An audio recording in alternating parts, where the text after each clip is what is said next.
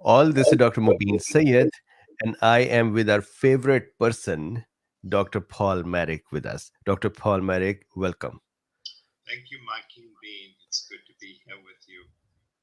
Awesome. So before we continue, I want to show you all the cool beans here. This little throw that I received,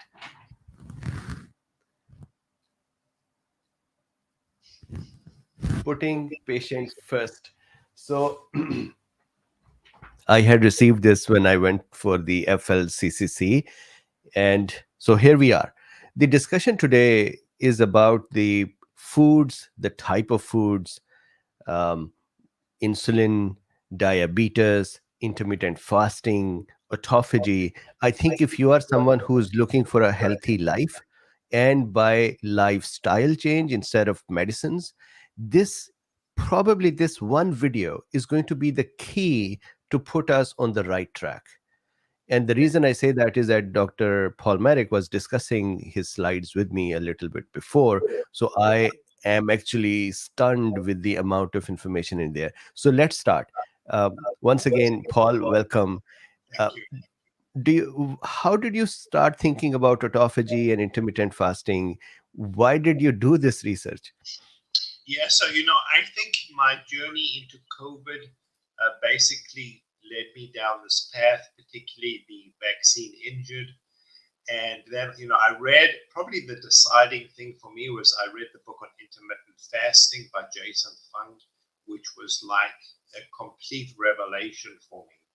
And then slowly and surely, I've discovered that everything that we've been taught at medical school is basically wrong. That that I have to unlearn almost everything that I learned at medical school. Is that medical school, is based on pharmacology, treating people with drugs, and the idea is to treat chronic diseases with medications that don't cure people, but they don't kill them, but just keep them alive so that they consume more and more and more drugs, rather than treating the underlying problem. For example, we know that, as we'll see, diabetes is a curable disease, type 2 diabetes, but they don't want you to know this. They want to treat you with drugs. Patients are on statins to treat cholesterol, which is probably the biggest hoax of modern medicine because. Paul, can I request you to be a little closer to the mic? Uh, Okay, yes, sorry, I can become much closer to the mic. my Closer to you. apologies. Yes, I'm much closer to you. So most Western people, particularly adult males, are on statins, and statins, maybe for a very select group of patients, may be beneficial, but overall they have been a complete failure and have serious adverse events. We know that treating patients for hypertension with antihypertensive doesn't cure hypertension. We know that treating with PPIs doesn't cure reflux disease. So basically, we have a population of people that are basically addicted to prescription medications, and these medications will kill you. We know many patients, elderly people, on 12 or more medications and have serious adverse events. And as we'll get to my personal experience, I had diabetes, hypertension, was on high cholesterol, was on multiple medications, and just by a lifestyle change, I was basically able to get off all of these medications. So really the bottom line is that prescription drugs and processed food are designed to kill you. And I think the food industry has as much of a hold on us as does big pharma. And, we have to escape from this control. We have to empower ourselves and take care of our own health. And it's, I think the human body has an enormous capacity for regeneration and healing. And, we know this, and we just need to embrace and exploit the ability of the human to treat itself rather than using chronic suppressive medications that all have side effects that don't cure the underlying problem. Got it. Thank you very much. Just for it does seem like the mic is still a little away from you, and so the audio is lower. Is that better Um, now? a little better, yes. Okay. Yeah.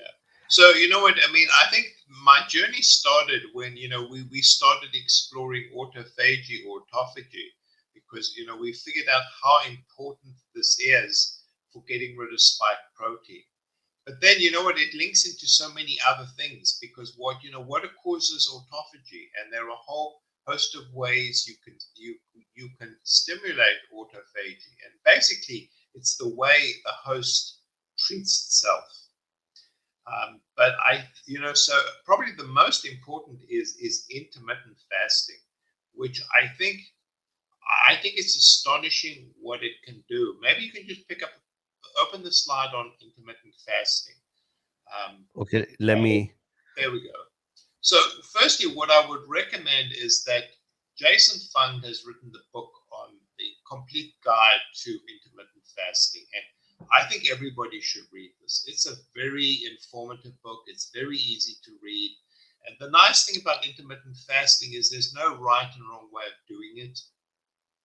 You can do it so that it adapts to your lifestyle. You can be flexible in what you do.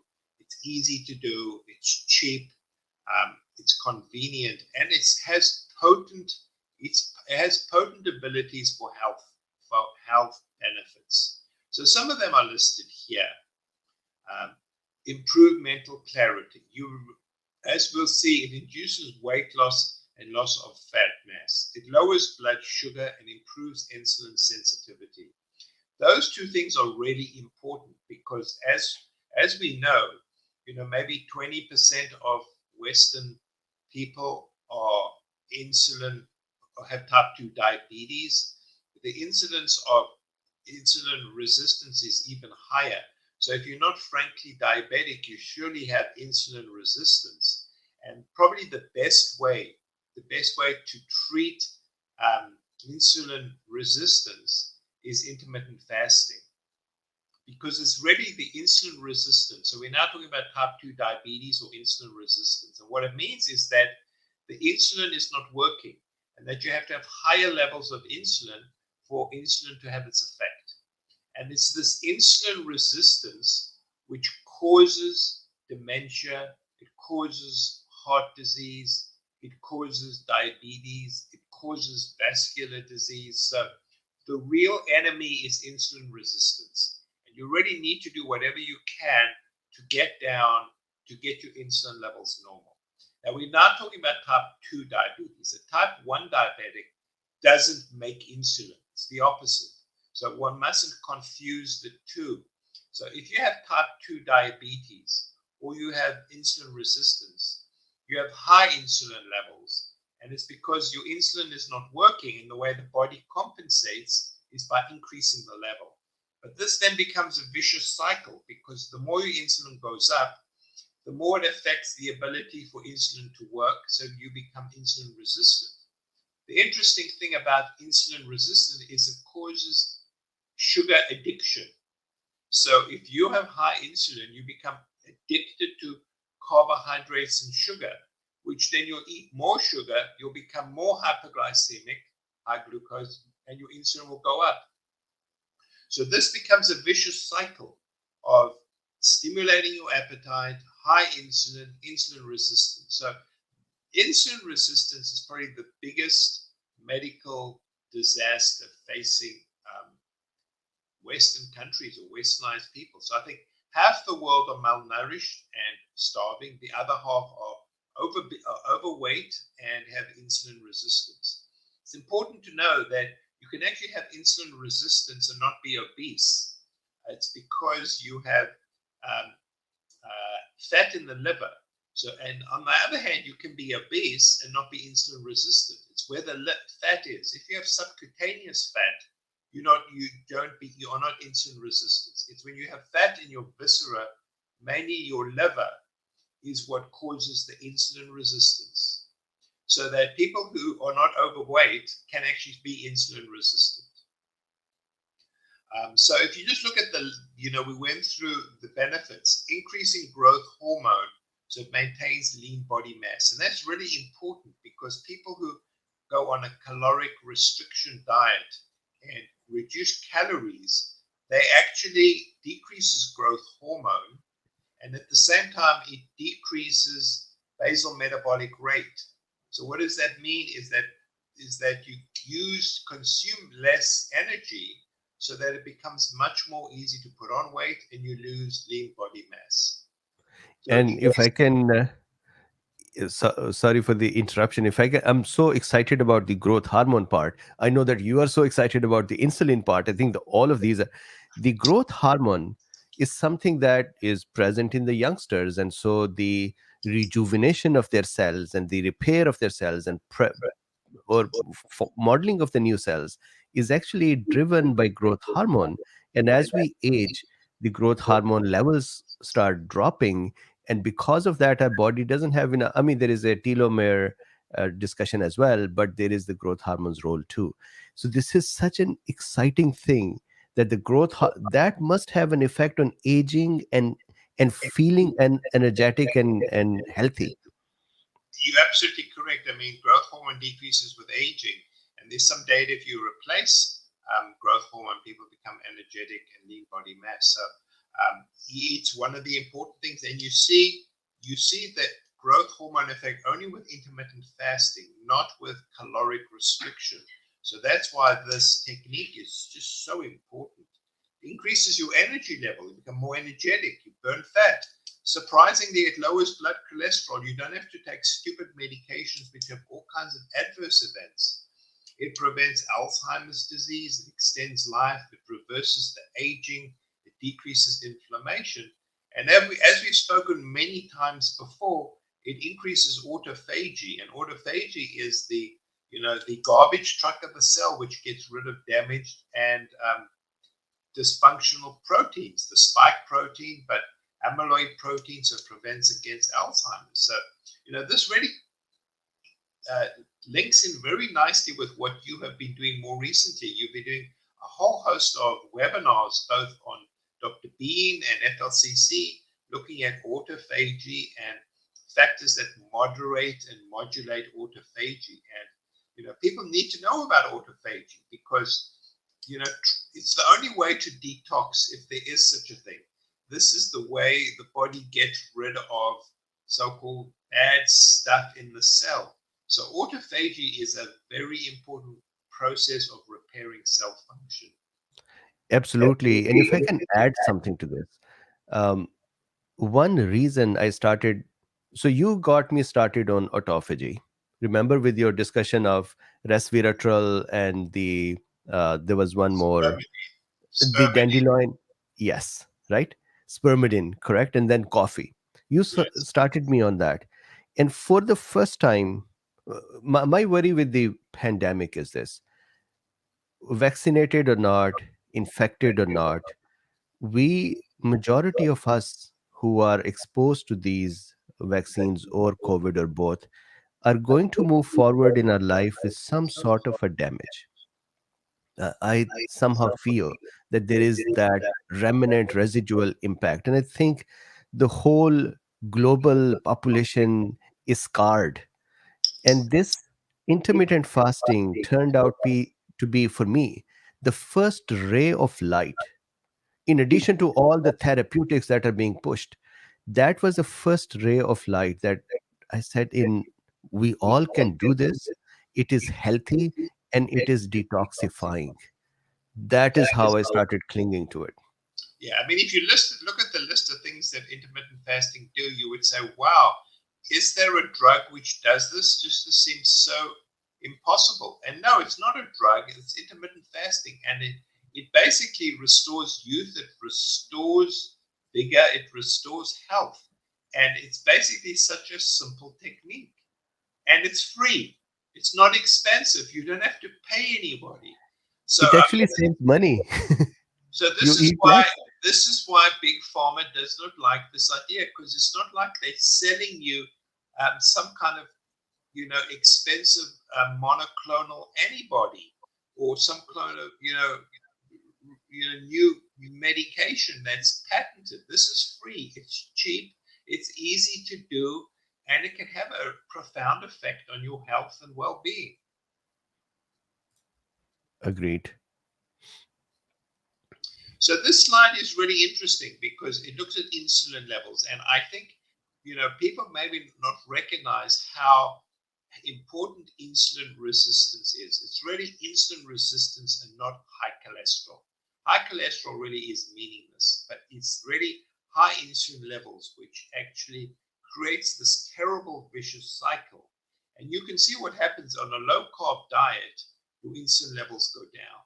But if you fast, you can see the profound effect it has on insulin levels, and it breaks this vicious cycle of insulin resistance. Now, if you combine fasting plus a low carb diet, then that's potent. Now you have this is this is this is called metabolism 6,000, because you really, really, really revving up and restoring your immune, your deranged metabolism, the combination of fasting and eating real food. So we know that processed food is as toxic as cigarettes, and most processed food is high in carbohydrates. It's high in fructose. It's high in cornstarch fructose. And what happens with fructose, and I didn't realize this, is it's metabolized differently to glucose. Fructose goes to the liver, where it's converted directly into fat. So that's the reason if you have high carbs and a high fructose diet, you get a fatty liver. And it's the fatty liver which causes the insulin resistance, because for multiple reasons. So it's the high glucose load, it's the high fructose, which causes the insulin resistance. So the combination of fasting plus eating real food, which doesn't have, unprocessed food. The other problem with processed foods is that it has vegetable oils. And we know that because there's this misconception about saturated fats, that they want us to believe that saturated fats are bad. And saturated fats are the fats in animal products. And we've been told not to eat red meat. But in fact, the converse is true, is that there's no association between increasing saturated fat and heart disease or mortality. In fact, it's the inverse. But what we do know is if you increase the intake of vegetable oils, so this is like, canola oil or a whole bunch of vegetable oils which are high in omega-6s. So the omega-6 gets oxidized, it causes oxidative damage, it increases insulin resistance, it increases the risk of cancer. So there's a really interesting study, which in fact there are 3 studies which show exactly the same thing.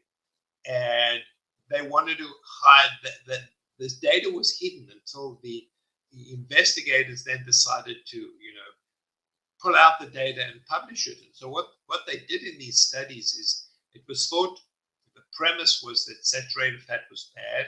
So they substituted saturated fat with linoleic acid, which is vegetable oil.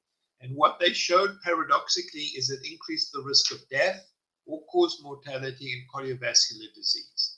So I think that's very potent. These are, the Women's Initiative study, the Helsinki study, many other studies have shown the bad effects of substituting saturated fat with these vegetable polyunsaturated fats. So it's pretty processed food. So the bottom line is, if it looks like food, it's probably food. If it doesn't look like food, it's not food. If it comes in a box and has a label, then it's likely not food. And processed food is high in carbohydrates, it's high in additives, and it's high in these vegetable oils. So the bottom line is, do intermittent fasting and eat real food. That Excellent. really is the answer. It's not a very complicated issue, but I think we've become addicted to processed food, and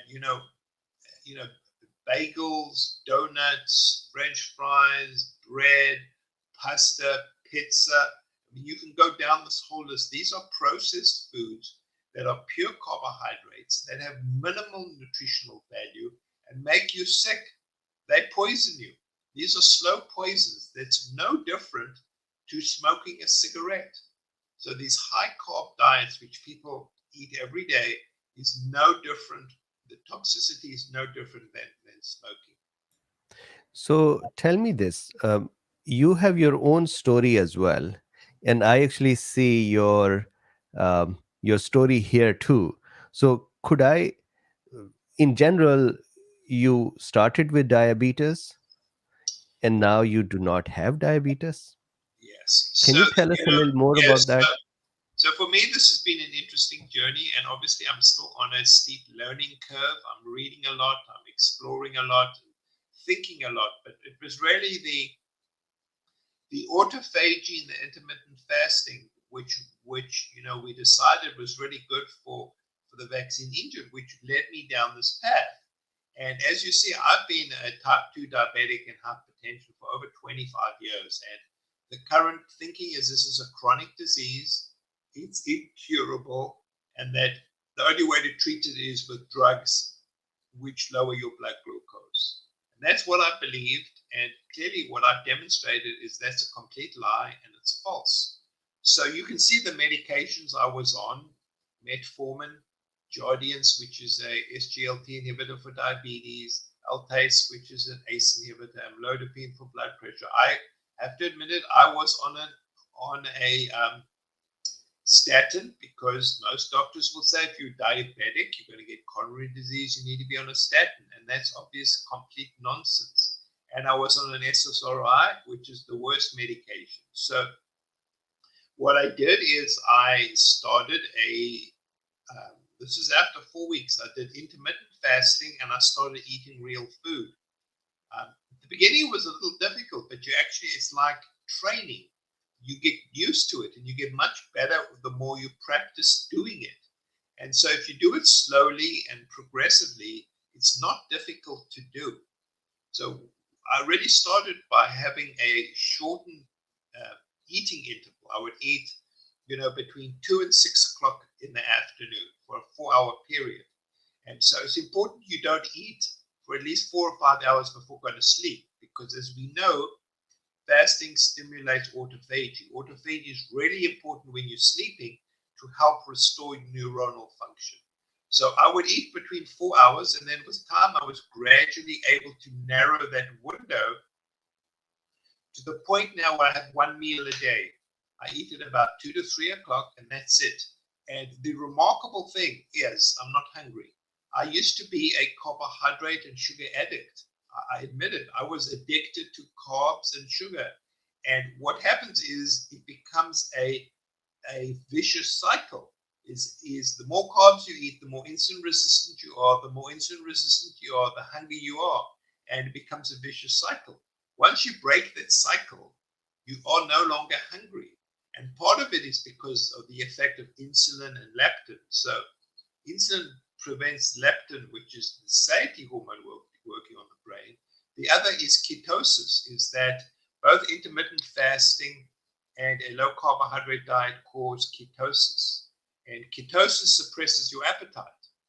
But the other thing is, which is truly astonishing, is ketosis improves brain function. It causes release of neurotrophic brain factor, and it causes neurons to prevent them being injured. And as we discussed before, in the hippocampus and the frontal lobe, it helps cause neuronal division, which is interesting.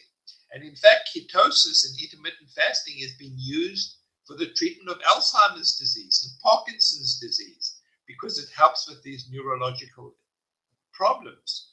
So paradoxically, what I found is that I'm not hungry. So I can tell you, what's it now? It's 1:30 in my time, Eastern time. The last time I ate was yesterday at 3 p.m. I'm not hungry.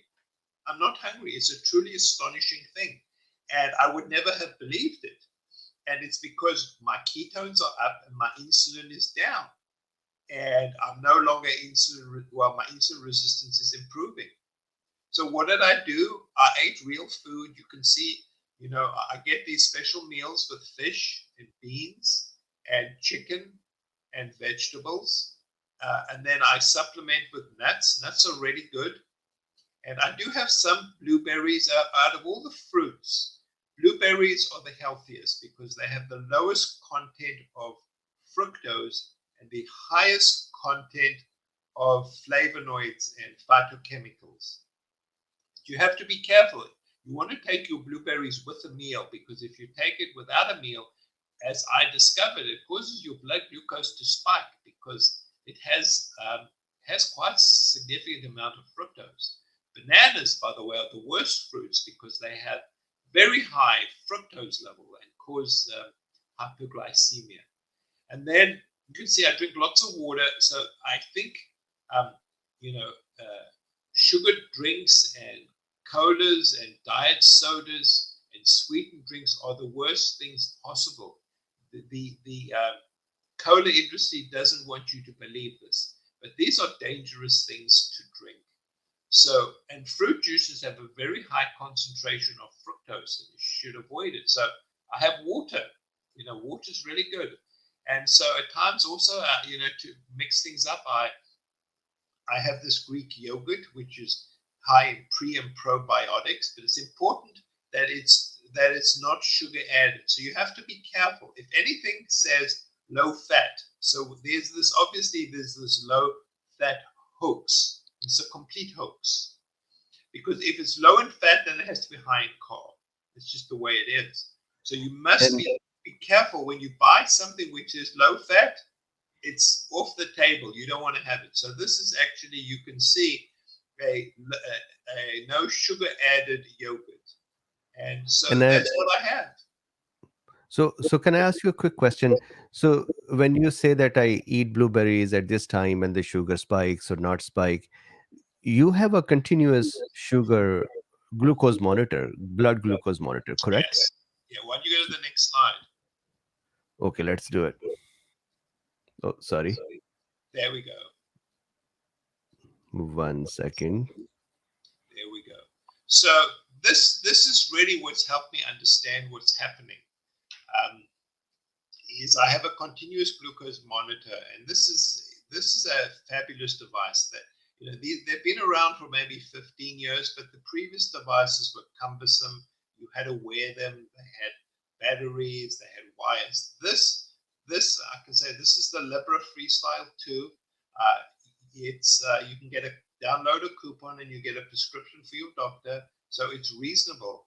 And basically, it allows continuous glucose monitoring so that I could in real time see how different foods actually affected my blood glucose. So what you're seeing here is the graph over 14 days. And actually, I've improved over time. So you can see that it's generally less than 100, which is really very good for someone, for a diabetic not on medications. It did peak a little bit in the morning, but it's got much better. So generally, your glucose is a little bit high in the morning because in the morning, as you wake up and you prepare for the day, you get release of your counter-regulatory hormones, cortisol, growth hormone, and adrenaline, which causes your glucose to go up, independent of eating. And then you can see the little spike just after 3 o'clock. But I must tell you, in the last week, my glucose runs persistently at 100. It doesn't go above 100. So I think the more I do this, the more metabolically sound I'm becoming. So my advice to anyone who's a type 2 diabetic and anyone who's insulin resistant is to get one of these monitors, because it tells you what's happening in your body real time. So you can see, how different foods affect you and how different activities. So obviously exercise is good because it increases insulin sensitivity and consumes glucose, and it causes ketosis and causes release of growth hormone. So exercise is a really important thing. It's good for the brain too. Exercise causes release of neurotrophic brain factor. And so, the exercise could just be going for a walk, a brisk walk, or you could go to the gym, or you could jog, but exercise is the only way to maintain lean body mass. So the way And you if I put it, can add, if Dr. Marik, if you can mute your mic for a second so my echo is not there. If I can add one more comment about the exercise. Our cells have the heat shock proteins and other proteins that become activated when a cell is under stress. When we are exercising, we are deshaping our cells. We are stretching them, squishing them, making their structure different. Muscle cells, only muscle cells, have this quality that if they are D-shaped, they can move the glut channels, the glucose transporting channels, from within their sequestered vesicles to their surface.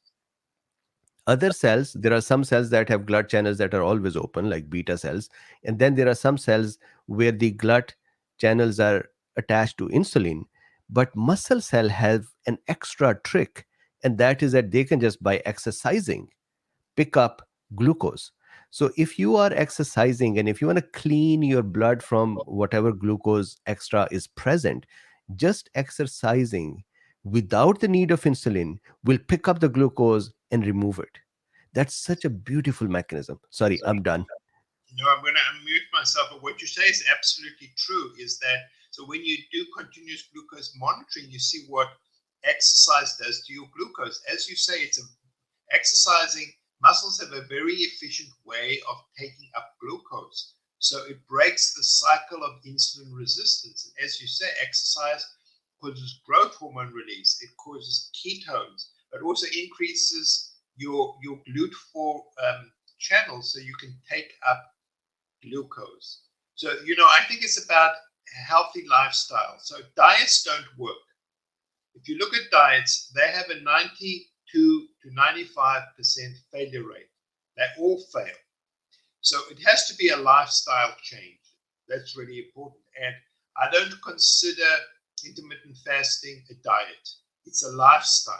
So you basically change the way you think about food and you change the way you eat. You change the food you eat, and then you make sure you exercise.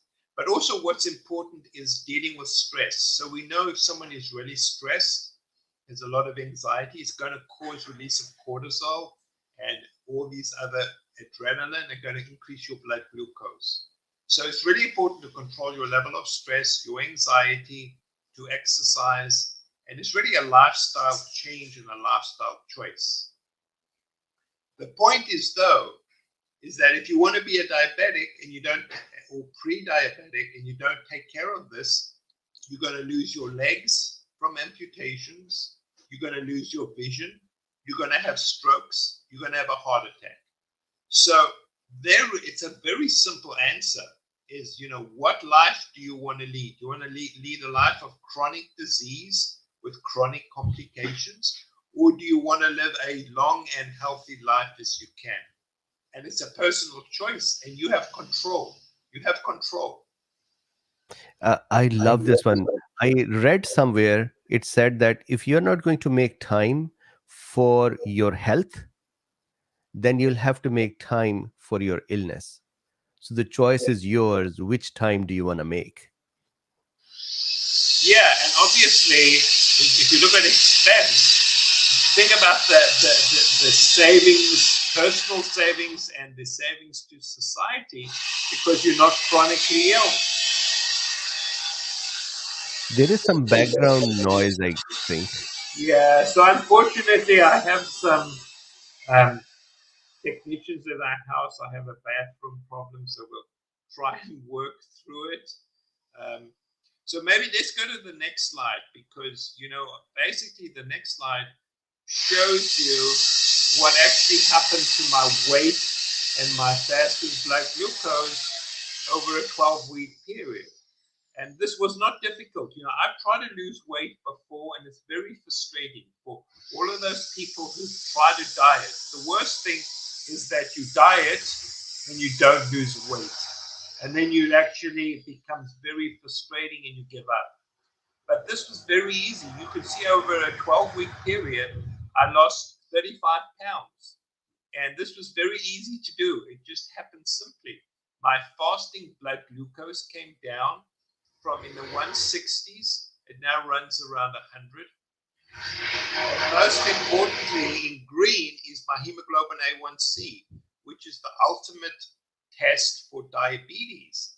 So my hemoglobin A1C went from 8, which is not good for a diabetic, to now 5.2. And I'm sure it's going to keep on going down as I become more metabolically stable. So, this is something that people can do. Now, I was very disciplined, just because, the best sign of success is success. And once you succeed, that's the best impetus to keep on doing what you're doing. So some people may find this difficult, but what I would say is do it slowly, keep up with it, persist, because in the end, I think the reward will be absolutely, there would be nothing more rewarding than regaining your health and preventing disease. So it's really a lifestyle change.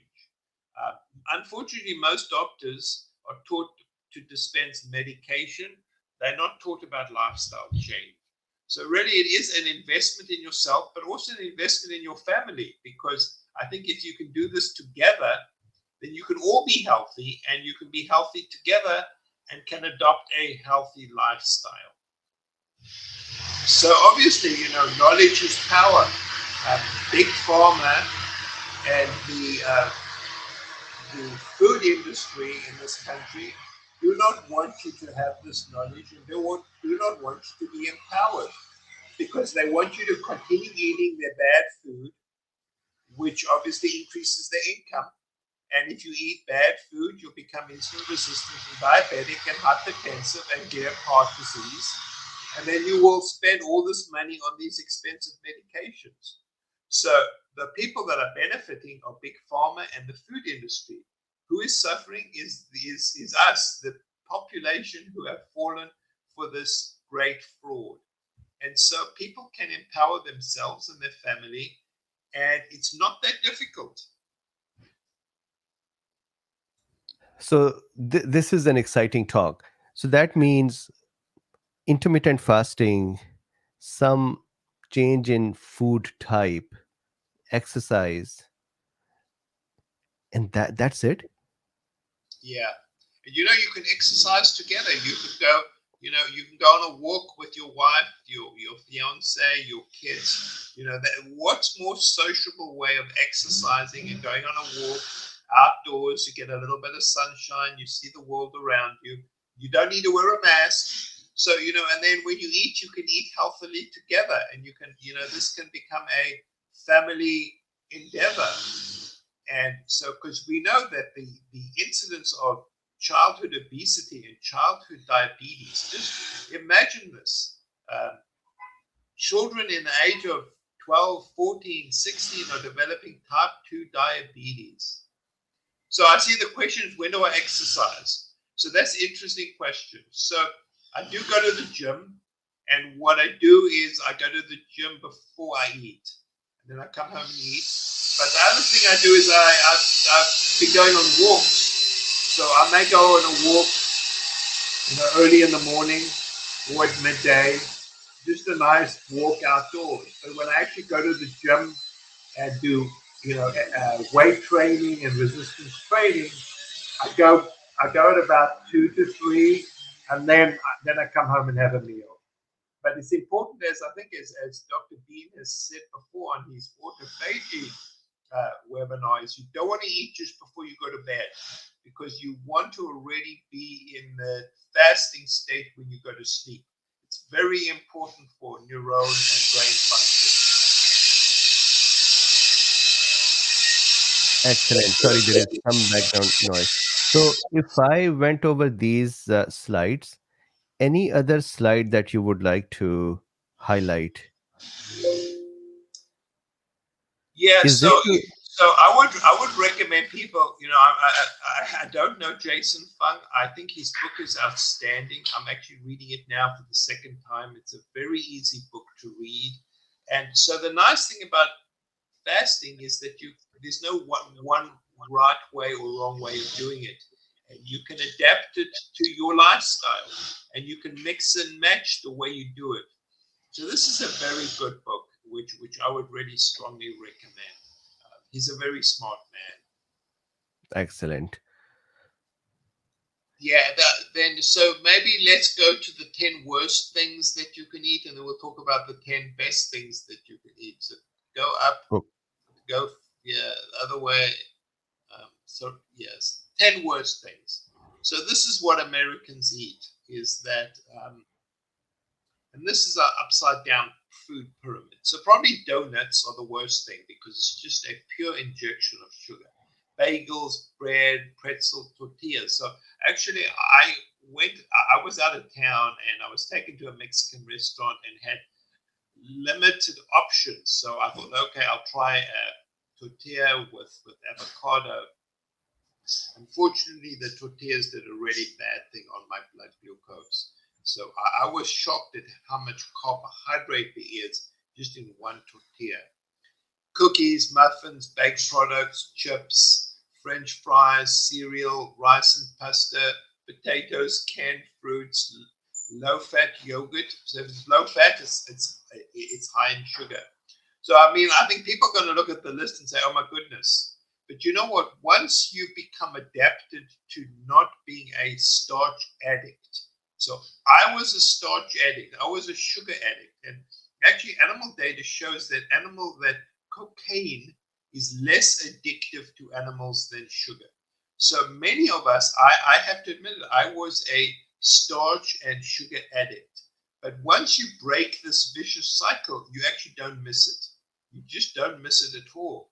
And you can still enjoy eating, you can still enjoy a treat, but you need to try and these are toxins. These things are no different than cigarettes or arsenic or lead. So you really want to avoid eating these things. French fries are terrible because not only is it potato, but it's cooked in toxic vegetable oils. So why don't we go to the best things to eat? Okay, so now we come to the best things to eat. Now, some people would argue about whether it should be plant-based or non-plant-based. So my answer is that it's probably less important than not eating processed food. So some people just need to eat, are carnivores, they need to eat some meat. And in fact, the human intestine is designed to be carnivorous rather than plant-based. But you know what? I think it's less important that you eat whole food rather than processed food. So fish, particularly Alaskan salmon, is good. You want to avoid farm-grown fish. So salmon, which comes from a farm, is not real fish. And these fish are fed corn syrup. All vegetables are good. Chicken breast is good, and there are stores that actually sell free range, no hormones, no antibiotics. Nuts are really good. Peanut butter is good. Chia seeds is good. Greek yogurt with pre and probiotics. Meat is okay. You want to avoid processed meats, but if you can, you want to get grass fed. As I said, blueberries and grapefruits are probably the best fruit, but you want to kind of limit the volume. And then as Dr. Bean did, he did a whole thing on coffee. Coffee is fine. It stimulates autophagy, and you can have your coffee with heavy cream or coconut oil. That's fine because it has zero carbs. And if you need some sweetener, stevia is a natural sweetener that actually has positive health benefits. You want to avoid sugar and artificial sweeteners. So, I think people, for me, this was a new journey. I've been doing this for 12 months and I'm still learning. But I think you need to take control. You need to be more aware of what you eat. It's the same thing in your car. When you put gasoline in your car, you wouldn't put water in your car because it wouldn't work too well.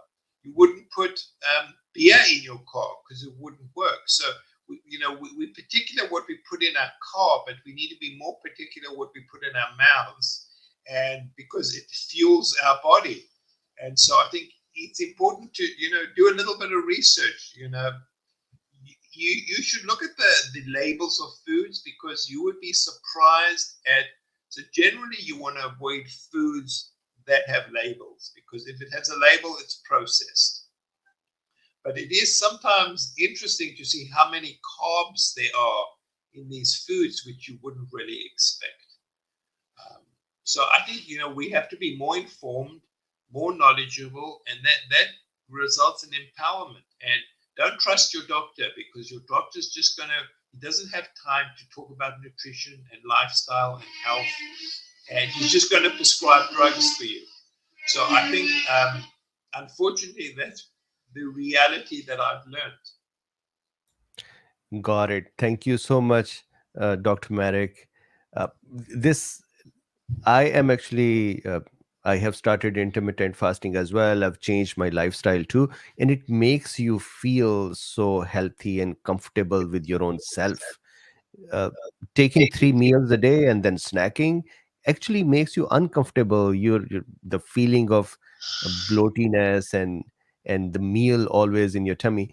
This is such a great thing, and I am so impressed about your insulin. So your continuous monitor is just such a blessing to be able to see what you eat and what is the result, and then to be able to see how you have made a lifestyle change to make all that improvement.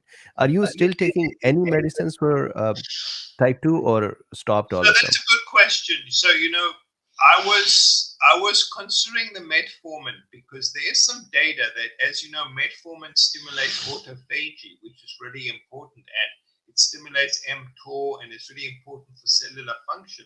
And there's some people that actually recommend to take a moderate dose of metformin, even if you're not a diabetic, just because of its health benefits. So what I did is I cut down my dose of metformin. I was on 1,000 twice a day. I now take 500 twice a day, and I'm still debating what to do. But all my other medications I've stopped. I mean, I could stop the metformin if I wanted to, but I think it may have health benefits. And believe it or not, if you, with my health prescription, I have this good RX card, uh, metformin is free. It's free. And metformin, actually, there are some studies that show that it has longevity effect as well, and that is a separate effect from its insulin um, behavior. So it is actually a good drug to have. Yeah, you're right. I think its effects on autophagy, its effects on telomeres, its effects on the cell stress. So I think out of all the medications, metformin is already a safe medication, and it's cheap. The fact that I can get it from my pharmacy for free, let me say that again, it's for free, is truly astonishing. So, excuse me, one last question before we break. This is from Rick Nash. He's saying, what's Dr. Marik's A1C? So you're discussing your case. Have you done latest A1C? Yeah, I actually showed it on the graph. So it went from 8. I started off with hemoglobin of A1C of 8, which obviously is fully controlled. My most recent A1C is 5.2. And what I discovered, you can actually buy home hemoglobin A1C kits. So I did it 2 days ago. So my hemoglobin A1C is 5.2, which is essentially means I'm not a diabetic anymore. This is so impressive. And again, for the audience here, they please make sure that your own body and your habitus and your situation, your illnesses, that whole uh, situation has to be considered before you move on to any of the um, lifestyle changes. So just be careful for that. But I really love intermittent fasting and cutting carb and changing the lifestyle and adding exercise. So So, I mean, I think Dr. Bean's point is a good one. That Can you hear me, Dr. Bean? yes, we can. Oh, I wasn't sure if I was on mute. Is that if you have medical conditions, you need to theoretically speak to a doctor and do this under medical supervision is best. The problem is, I'm not sure if your physician or family doctor will have any idea what we're talking about. So I think you have to be cautious. And what we're talking about is type 2 diabetes. If you're a type 1 diabetic, this is a different situation. And you really should discuss it with your endocrinologist. So if you're type 1 diabetes, I think high carbs are bad, but you have to be more careful in the way you control it. So I think you need to discuss with an endocrinologist. endocrinologist. And the same for people that have complex chronic diseases. You really want to speak with a physician. And it seems like integrative physicians these days understand these issues much better than traditional physicians. So it's weird that I'm actually saying such a thing, having practiced orthodox medicine for 35 years, that I would be saying such a thing. But I think integrative physicians are have a much more holistic understanding and see the big picture. So if you have any questions, I think you really should do this under medical supervision, particularly if you've got complex underlying medical conditions. Absolutely. And some closing comments for the audience. I realized that there were some issues with the audio. I am going to see if I can actually invite Dr. Marik once more and maybe pre-record it and then present it to you as well. However, still, Dr. Marik, this is a beautiful talk as always. Thank you. Sorry about the background noise. I unfortunately have some repairmen fixing my plumbing, which went awry. And obviously, No worries at all. okay. Hopefully, you were able to hear me. And obviously, I would be happy to talk to you at any time. Excellent. So, any closing comments? So I think people need to be informed. They need to empower themselves. They need knowledge. And that goes to COVID, that goes to life in general. But specifically on today's topic, I think the answer is intermittent fasting and real food and some exercise. And I think if you do those three things, that you will improve your quality of life and that of your family.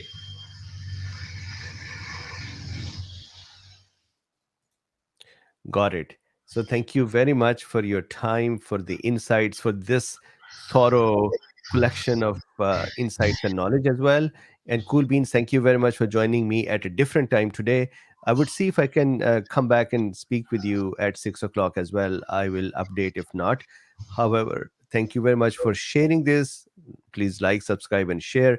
I would also recommend that there is a FLCCC YouTube channel as well. That is a kind of a new channel, and that is the Long Story Short with Dr. Bean. We'll be stressing a little more on the autophagy and intermittent fasting over there as well. Also on Odyssey, there is FLCCC channel there where there are much more talks as well by Dr. Marik and team. So thank you very much for being here. Thank you very much, Dr. Marik, and I would see you guys all later. Bye bye. Thank you.